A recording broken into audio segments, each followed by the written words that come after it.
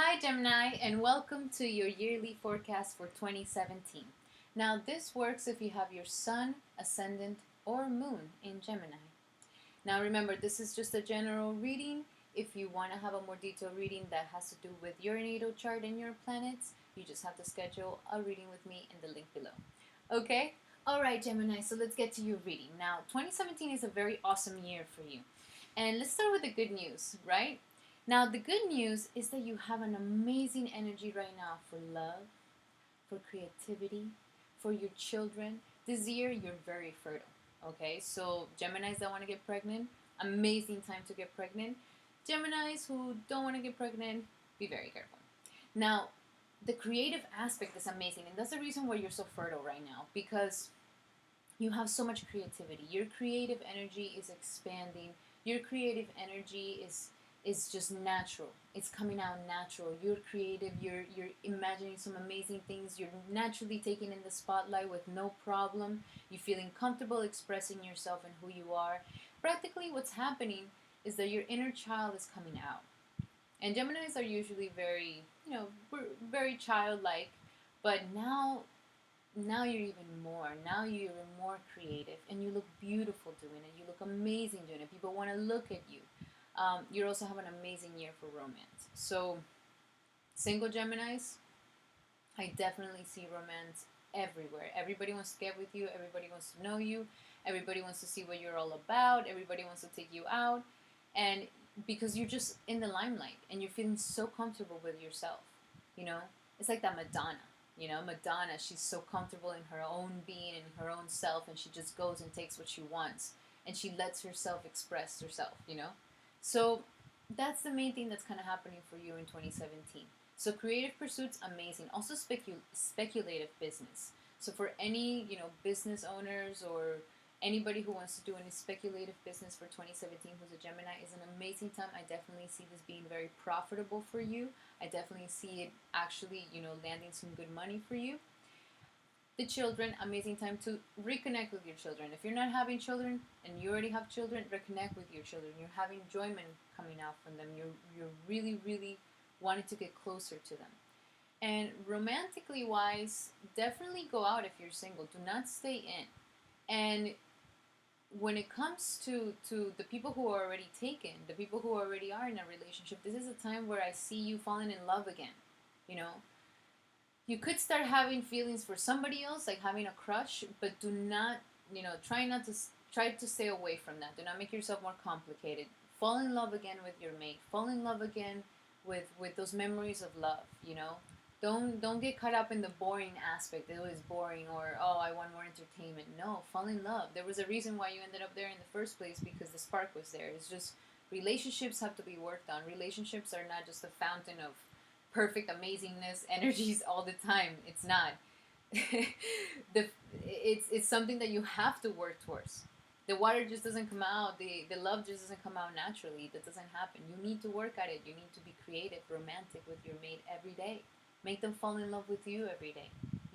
And it's the inner child showing love. So this is a great year for that. And you're going to have this energy until October. After October, I see a lot of advancements in your health and your work for a little bit of promotion and all of that. But we'll get to the monthly forecast with that. Now, for the hardships, the things that are being pretty hard and giving you a little bit of challenges right now have to do with your relationships. So I see a lot of relationship energy for you on 2017, Gemini. A lot of relationship energy. Not only are you having relationship or like falling in love again and having that honeymoon phase and feeling, childlike and the butterflies in your stomach, but you're also having this energy of Saturn in your seventh house of commitments telling you need to get committed. Okay? What are you thinking? This is all fun and games and you're not going to actually solidify something for yourself? So some Geminis out there are really projecting themselves for the future with a mate. They're really thinking, okay, well, I want to invest myself in a relationship. I'm going to be good, and I want this to give me fruits. I want this to be good. I want this to give me some sort of, some sort of longevity into it, that I can count on it, or that it's not just a fluke, or that I'm going to end up looking for somebody else later. So Saturn is really trying to help you solidify these commitments and try to ground you, but it could be tedious. For those who are coupled, and been couple for some time, you guys are married for some time, this could be a pretty tough time. Pretty tough time where you're kind of like, should I just leave my marriage? Should I not? Everything's just so complicated. And you're just having all this resistance because what Saturn is doing is that Saturn comes into this house and says, okay, you've been having this relationship for so many years. Let's see what you've done. Let's see if you've really done your work right. And then it's going to start pointing out all the little weaknesses of your marriage and all the things that you swept under the rug. So this is a time where you're going to see all of that coming up. So either you fix the relationship, you make a stronger foundation, or say goodbye. Now, for the ones who are trying to build something, this is a great time to build something. The ones who are starting a relationship, this is a great time to start a relationship because Saturn is really there concreting things for you. Just, stick through it. Stick through it. And really, learn the lessons of what it feels to actually commit and solidify a relationship that might have more years to come. Not just something that, is just for a little bit. Build an empire with your mate. So this is definitely something that is kind of going on in your life right now, okay, for 2017, definitely. Now, for the things that are going, okay, so the eclipses. February 10th, we have an eclipse in Leo. Now, this is a solar eclipse, and the eclipse is going to be in your third house of communication. So, on the way that you communicate with others, on the way that you express yourself, your hobbies, your ideas. You're going to be having an eclipse. Now, eclipses they're not either good or bad. They're none of that. They're just an impact of where you need, an experience that you need to have in order for you to start going into this aspect of your life. It could be either good or bad. The universe doesn't really categorize things like that.